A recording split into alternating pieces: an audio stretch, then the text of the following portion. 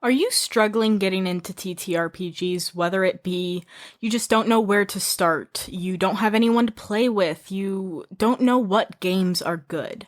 Well, then you'll really like this episode of the RPG Goblin, as I'm doing a solo episode and I'm talking all about how to get started in playing TTRPGs.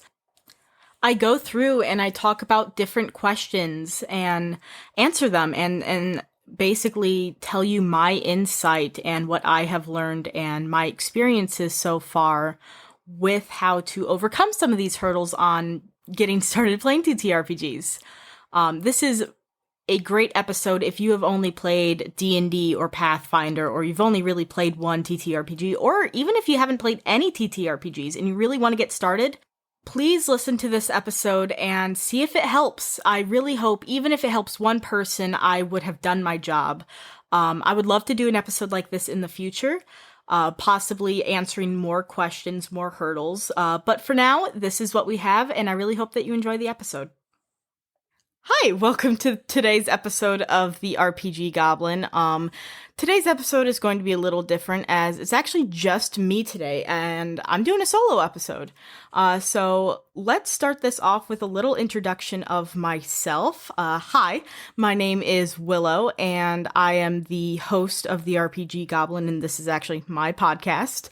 I am quite a huge TTRPG nerd. I've only really been getting into more TTRPG games within the last year, but I've been playing D&D for much longer than that, as well as I'm actually a dice maker. I've been making dice for about 4-ish years, and I'm just in love with this hobby. And that's actually why I started the podcast, was to talk about it and talk with other people who are in this community. And today's episode actually kind of ties in with that, as I'm going to be talking about how to get started playing TTRPGs and avoid getting overwhelmed by it, because everyone always starts a hobby at some point, obviously. And, you know, everyone who's gotten into TTRPGs are no different. And when you first get into a hobby, it can be very overwhelming. There's so many options. There's so many things that you don't know. And sometimes just the paralysis of that can stop you from actually really getting into it. So I wanted to talk about how to get started in TTRPGs in a way that's more manageable and more consumable, and that's easier for you, because these games are just amazing, and to be able to discover everything that is out there and actually play these games is a special experience that I think everyone should have a chance at getting in a more manageable way for themselves, in a way that's not overwhelming, not stressful. So yeah, that's going to be the episode for today. This episode does mean quite a bit to me. Again, since it's only been about a year since I've gotten into TTRPGs, and less than that of actually playing my first non-D&D TTRPG. So I'm still learning, and everyone's learning, and I just want to share some of the tips and stuff that really helped me get started. So kind of starting from the basics off the bat, what are TTRPGs? That's a great question. Not a lot of people actually know what this means, especially if you just started to play D&D. You probably never really heard of the word. TTRPG stands for Tabletop Role-Playing Game. It's, the abbreviation of that, and it just means role-playing games that you play at your tabletop. Obviously, some people play online or digitally, and that's okay too, but that's what it means. And that is the term that is used most often. People also use RPG, role-playing games, as an abbreviation for these games as well. You can kind of go back and forth. TTRPG is just a bit more descriptive. But yeah, TTRPGs means tabletop role-playing games, and those types of games are where you and a group of friends sit around a table, or, sit in a Zoom call online and decide to tell stories together.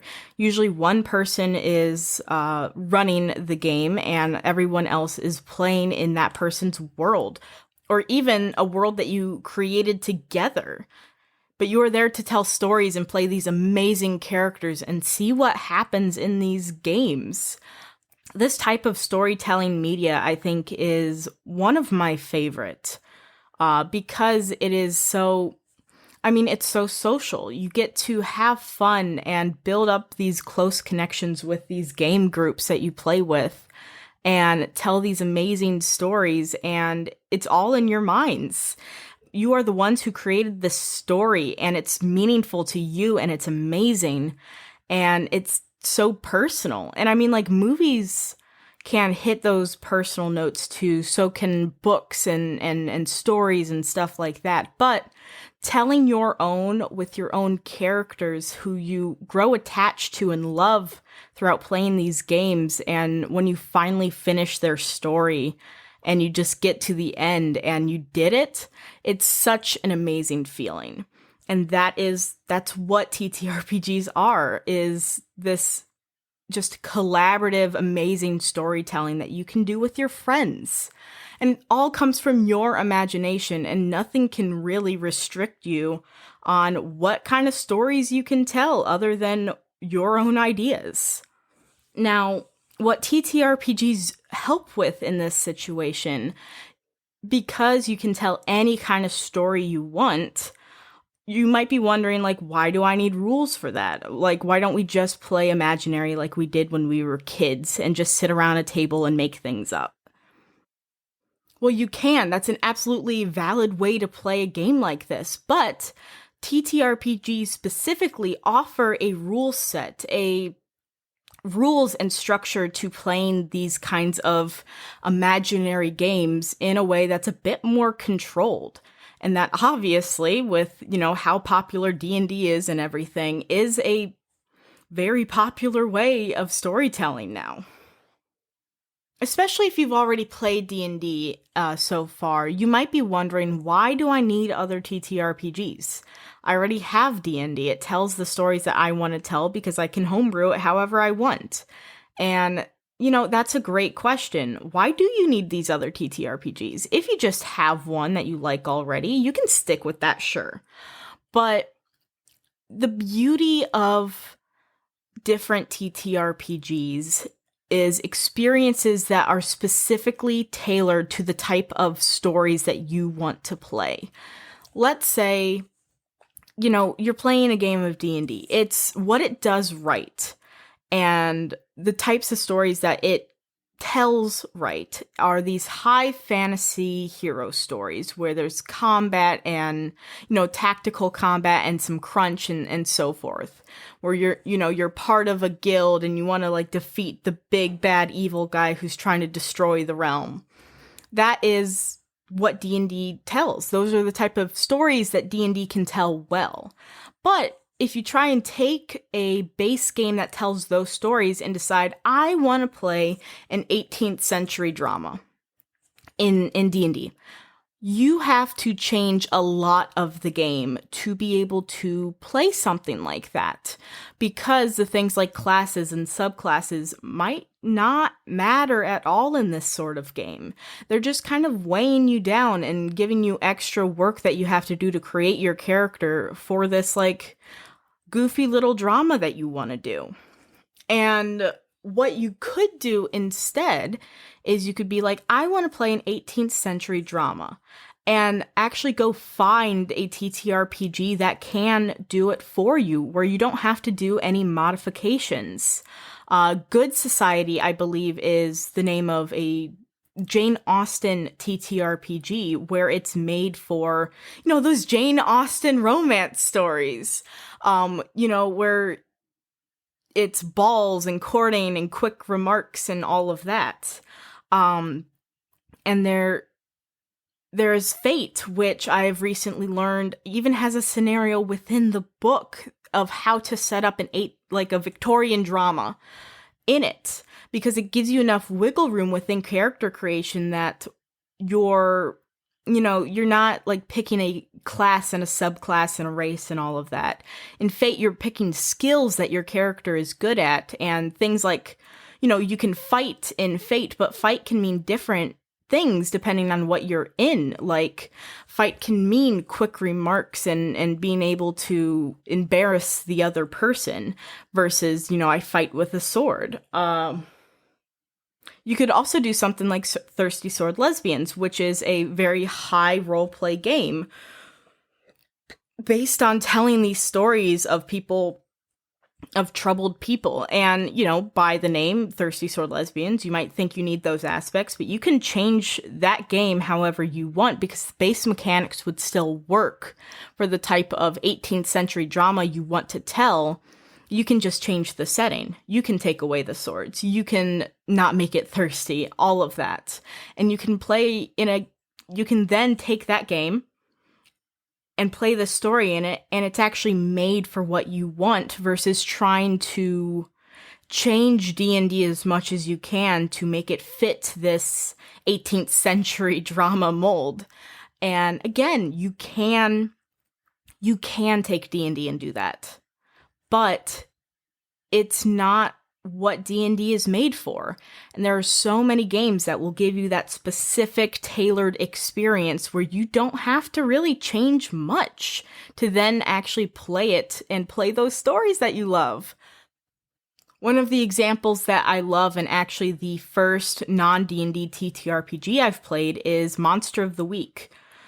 Do you know those monster hunting shows like Buffy the Vampire, X-Files, Supernatural, where it's, different monster every episode?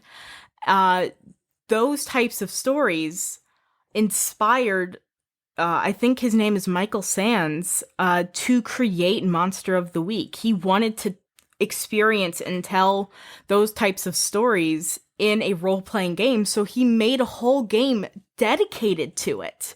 And it's amazing because you can take Monster of the Week and you can, change it to whatever setting you want it to be.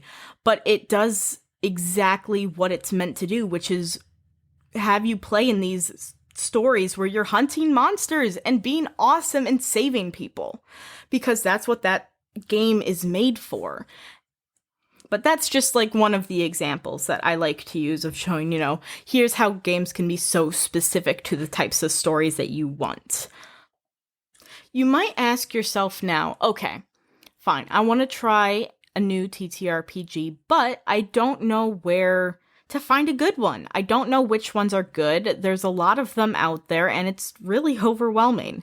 And this is such a huge hurdle that people getting into the TTRPG community have. And I mean, I had it when I was first getting introduced as well. Because yes, there are a lot of games out there, and it's scary, and it's easiest to just be like, I want to play the most popular one. But the best way to actually at least start finding and experiencing new TTRPGs to see if they're games that you would like and that you would think are good is to start looking them up online. Read articles and reviews about them. You can look up lists. I mean, I've done it before where I'm looking up top 10 TTRPGs and I find articles that just list a bunch of TTRPGs, and then I look further into them if I think they're cool. You can always find podcasts like this one where they talk about different TTRPGs that are out there. I mean, so far on this podcast, we have covered, I think, 10 or so. Actually, might be more by the point that this episode is out, but we've discovered and talked about a lot of different TTRPGs on here, and talk about them in a way that after you're done listening to an episode, you can understand what this TTRPG does. You can also, another huge help is joining TTRPG groups on Facebook or any kind of social media that you can think of, and getting introduced into that space and just kind of hanging around and seeing what people talk about and seeing how people describe these different games. But in my opinion, the most important and I think the most valuable way to start discovering and, find out about TTRPGs and if they're a perfect fit for what you want to play is actual play podcasts. There are tons and tons of D&D ones out there, but there's also a lot of TTRPG ones out there in general. And actually actively going out and looking for these TTRPG actual play podcasts, you can start experiencing these games and what they can do before you actually have to try it out yourself. You can see if this is a game you would like and see if it's a game that you would enjoy before buying the book. And it's really helpful.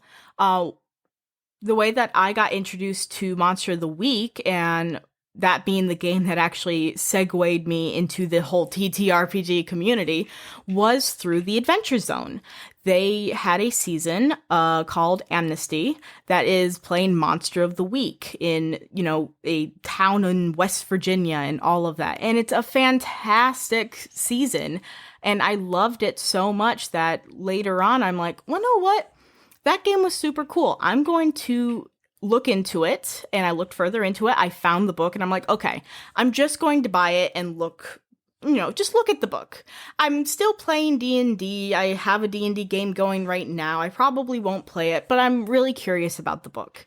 But I got it and I read through and I kind of fell in love because it opened up so many different ideas of what a TTRPG can do in my mind that it's just changed the way that I've looked at these games since. And it was all because I listened to it in a actual play podcast. And I'm like, man, this was really good.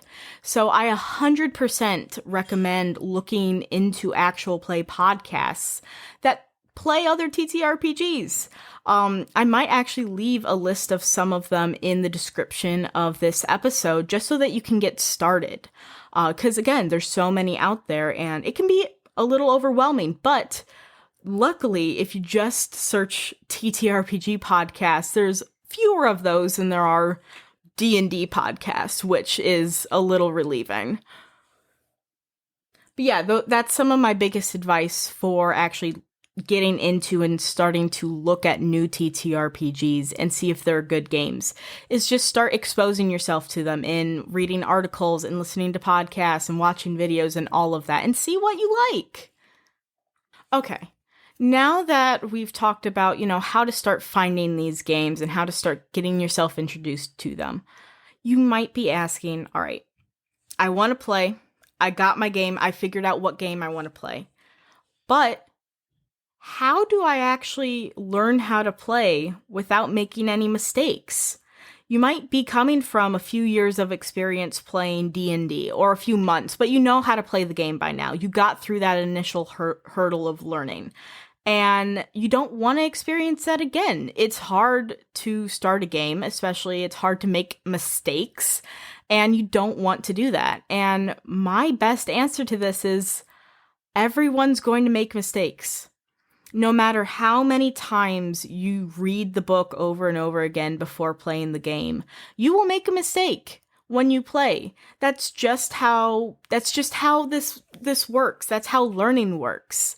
And even though it can be very frustrating to make a mistake and maybe forget a rule in the game and it ends up changing what actually happens in a bad way, but you kind of have to be okay with that because it's okay to make mistakes.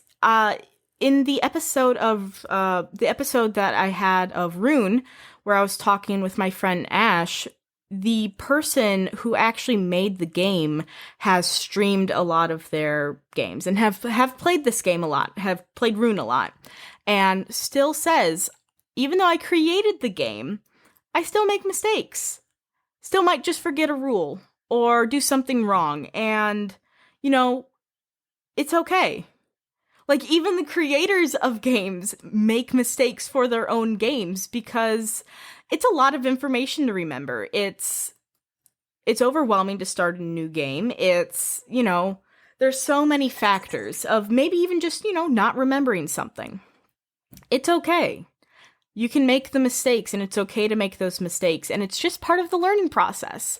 And maybe you make a mistake and you realize, oh, actually, this slight change of the rules made this game better.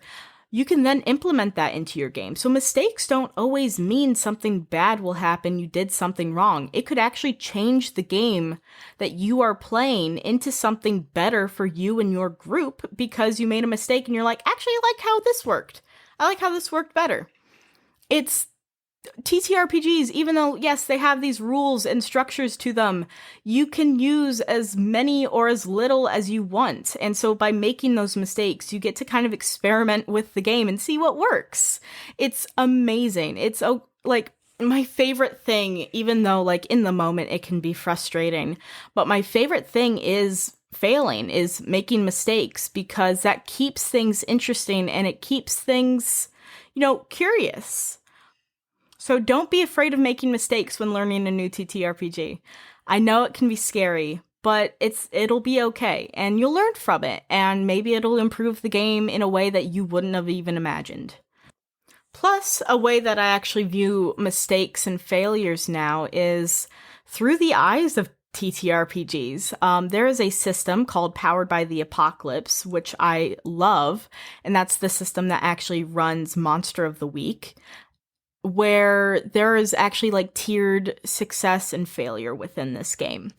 And pretty much standard throughout all Powered by the Apocalypse games, this is true. And that is pretty much the standard throughout all Powered by the Apocalypse games, as well as when you fail a roll in this game, you will gain experience. You will gain something good from the roll.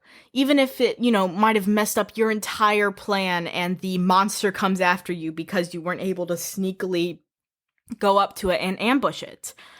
Yes, that was a failure and something bad happened. But they reward you with experience points that will then help you level up. And it's the whole idea that you learn through failure. Because you failed, you know what goes wrong. You know what's the wrong thing to do. You are learning through experience. And that is just the perfect way to compare learning a TTRPG. No matter what you do, no matter what mistake you make, you are learning through the experience. Every game is always going to help you improve and get even better. And every single session will do that as well, and it will just build on each other. It will just build up and build up until you start making less mistakes. But even then, maybe you'll still make mistakes, but they're mistakes that still need to be made. I can't help myself but to go on a rant about failures and mistakes sometimes, so I apologize for this, but I think it's important for people to know that it's okay to make mistakes in games, especially, because, you're all there to have fun. If no one noticed it as a mistake, just let it happen and go along with it. It's okay. Now, as you are starting to experiment with new TTRPGs, there might come a point in time where you come across a game that you thought you would like, and you don't. And, what do you do when you don't like a TTRPG? What if you say you are committed to a campaign of this game, and you play the first session and you don't like it? Well, that is something that does happen. There might be a game that you are super excited about. It sounds super cool. The concept is awesome. The setting is awesome. You are just in love with it. But you sit down and play, and just the rules don't work for you. The style of play is all wrong. Everything is just wrong. And at that point, there's kind of two options. Either you could give the game another shot. Maybe it was just the first session. Maybe you need more experience in the game. Or you can just decide that game's not for me. And that's okay. Not everyone is going to like the same game. And that's the beauty of having so many TTRPGs out there, is that there's so many that you can choose from. If you don't like, say, Monster of the Week and how the Powered by the Apocalypse system works, there's also a monster hunting game called Bump in the Dark, which uses the Forged in the Dark system, which is another good system, but nevertheless, there is another complete different option that's still a monster hunting game, will still give you that experience, just used as a different rule set that you might prefer more. There are other options usually to any game that you want to play, whether it be fantasy, cyberpunk, monster hunting, superheroes, blah, blah, blah. there will always be other options. So it's okay not to like a TTRPG. You can just decide, I find that I don't vibe with this system. I don't vibe with how this works and how it runs and what I have to do for this game. So you can just not play it, because no game is always worth a bad game, because TTRPGs can be quite taxing, especially on the GM and even the players. So just, make sure to take care of everyone and check in, see if everyone is having fun in the game and if there might be a switch or a change that needs to be made to actually enjoy the game more. Because sometimes people might not be enjoying a game and just find out, just need to kind of either switch up the mentality, or maybe you just have to change a rule that's in the game that then makes it more enjoyable for everyone. It is always so important to communicate while playing TTRPGs, because it is such a social game. So always make sure to check in and see if everyone's enjoying themselves and having fun with the game, because someone might not be, and because if they're not having a good time, then probably everyone else isn't having the best time either. And it's just good to check in and see what you can change. But yeah, you can always give the games another shot. You can always decide, I just don't want to play this game. You can pick something else up and it's okay. There's always other options. Now, this is also a great segue into how will I know if a game will fit me and my group? And this is a great question, of course, because it's a tricky one. Especially because not everyone in a group will have the same play styles. But I think that's an important place to start off with, is when you are experimenting with new TTRPGs, you should always try to have session zeros where you set expectations and make sure that everyone is on the same page for what they want. Having a session zero and, making sure that everyone feels comfortable with the story and everyone is excited for it is a great way to avoid people joining a game that they didn't want to play. And finding a game that will actually fit your group even better. A great way to approach a session zero is asking questions along the lines of, do you expect more roleplay or combat? Or do you want a more collaborative narrative game where everyone has input on the story and lore and the world building? Or do you want something where the GM takes the control and sets a game and setting and all of that up for you? Do you want a game that has crunch where you're having to manage resources and so forth? Or do you want a really cozy and, light game that is just a bunch of people, role playing and storytelling at a table? Do you want something that's brutal on the player characters and, it might kill the characters every single time? Or do you want something of where the characters are always going to be around? It's going to be not, super high stakes all the time. Do you want a game that gets heavy into the backstories and the character building and the personal growth? Or do you want something that's a bit more structured, where you're going through a predetermined story, and even though your individual characters might be involved, that's not the focus? Are you okay with emotional role play and things like that? These are good questions to ask your group and, get those expectations figured out before you pick a game. Or you can, talk about these expectations after picking a game and still see if it works and make sure that everyone, this game works for your characters. Because I could say I want to play, because it could be a situation where we have all decided to play a cyberpunk game, let's say.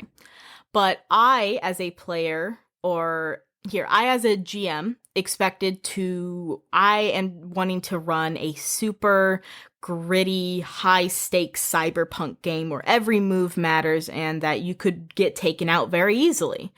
And I come to this idea with my group, and then I find out after we've played 2 sessions that people actually don't want to play a high-stakes cyberpunk game.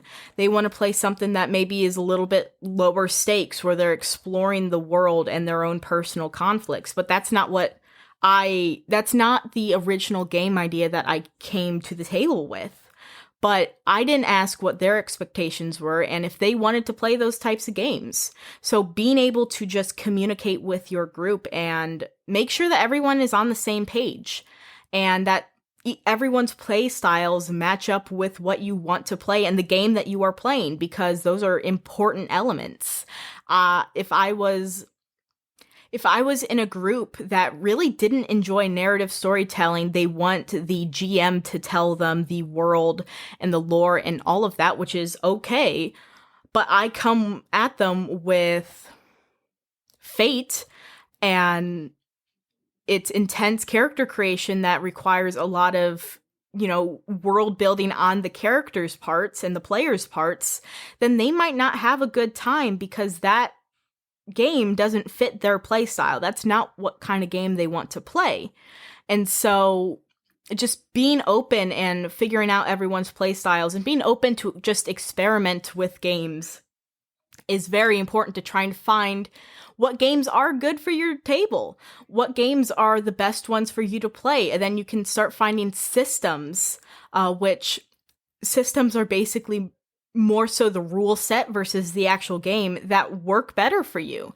Maybe you just really like Powered by the Apocalypse, so when you are looking for new games, you're looking for a Powered by the Apocalypse game because you and your table that you play with really love how Powered by the Apocalypse works and runs, and so that is your preferred system. That is what you want to play, and everyone knows everyone's going to have a good time because they know that they enjoy this type of game. So it's always important to just experiment and see what's out there, but also talk with your group and your players and your GM to see if everything's matching up and everyone's having a great time.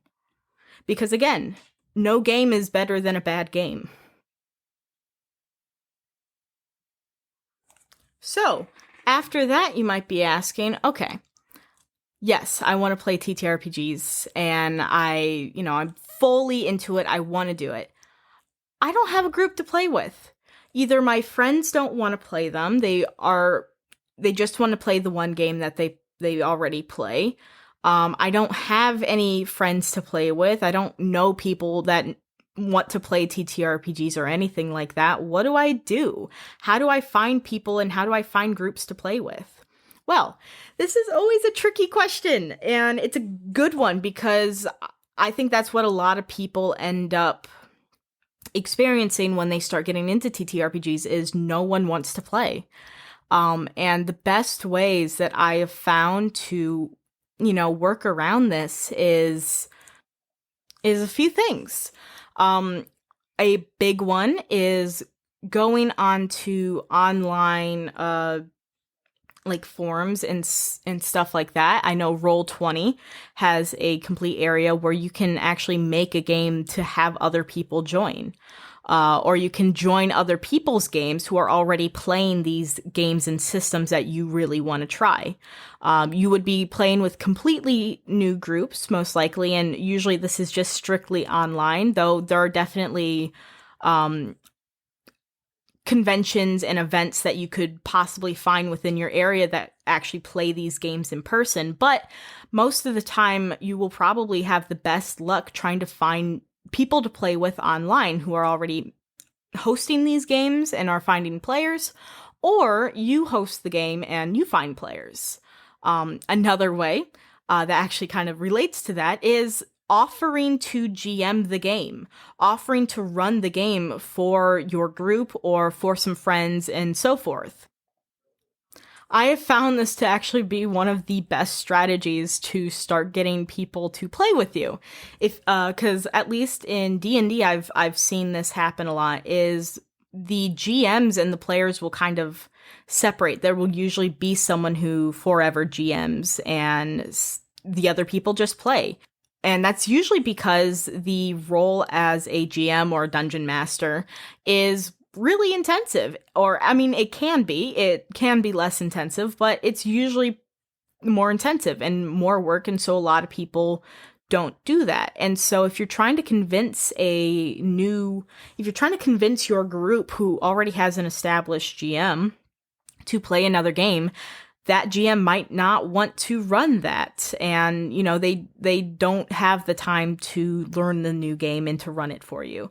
But if you offer to run it for your group and you have someone to run it, people who are playing will naturally follow and join in on the group.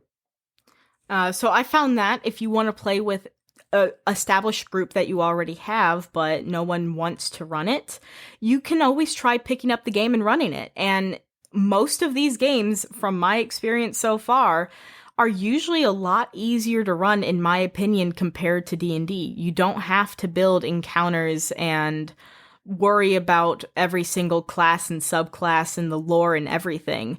Most of these games, you create your own world anyway, have simple and easy tools for the GMs, and it's a much more enjoyable experience that I have had so far, comparing running D&D compared to so far running Monster of the Week and Kids on Brooms. Those were a lot easier for me to prep for and actually run compared to D&D. So maybe you might find that you really like to be the storyteller and be the GM and the person who's setting everything up now that you've tried a new system that fits the type of GM style that you have.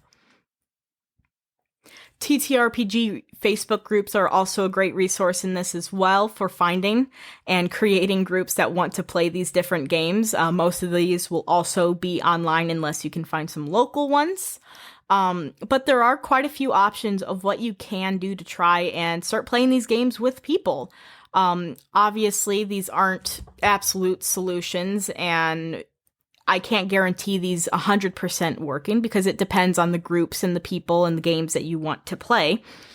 But it's at least a good start to start finding people to start playing these games with. And you can always start to convert your D&D group or your Pathfinder group or so forth into a group that actually wants to play other TTRPGs, because that's actually what I did with the group that I play. We've been playing D&D together for a few years. And recently, when I started to get super into all of these other TTRPGs, I'm like, okay, who wants to play Monster of the Week? I'll run it. And I got everyone to join, and they have been loving Monster of the Week. And then I did a Kids on Brooms one-shot, and they loved it. But they didn't have to... But some of these players were pretty die-hard D&D fans, and actually were reluctant to try it first until actually playing the game. So sometimes you just need to create the opportunity for your friends to play something different to then have them fall in love with it as well. It's honestly amazing. With, introducing new players into TTRPGs, there's always, again, the hurdles of learning the rules and everything. But I must say, one of my favorite things about different TTRPGs that are out in the world is, yes, D&D does have a lot of resources online and out there, but I have found some of my favorite reference tools and quote unquote cheat sheets. I don't want to call them cheat sheets because I don't think it's cheating to use reference sheets to actually remember and play the game better. But I have not found better ones than reference sheets that I found for different TTRPGs, like Monster of the Week, for example, because that's always my example, has a fantastic reference sheet that gives you all of the basic rules on 2 pieces of paper. And then it does the same thing for the GM sheet or the keeper sheet of 2 pages of all the rules you need as a keeper. And so basically you can get pretty much everything you need to actually play the game on 4 sheets of paper. There's just crazy great reference tools and resources that are out there for these TTRPGs that will make your life so much easier, especially since most of these games are much easier to play. Blades in the Dark also has fantastic resources.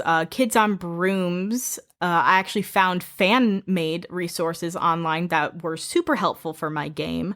Pretty much any Powered by the Apocalypse game will have good resources. And yeah, so if you're worried about, what if I can't have my players read the entire book to know the rules, most of these games have really, really fantastic resources that you can use and make your life so much better and make the players actually learning the game a lot easier.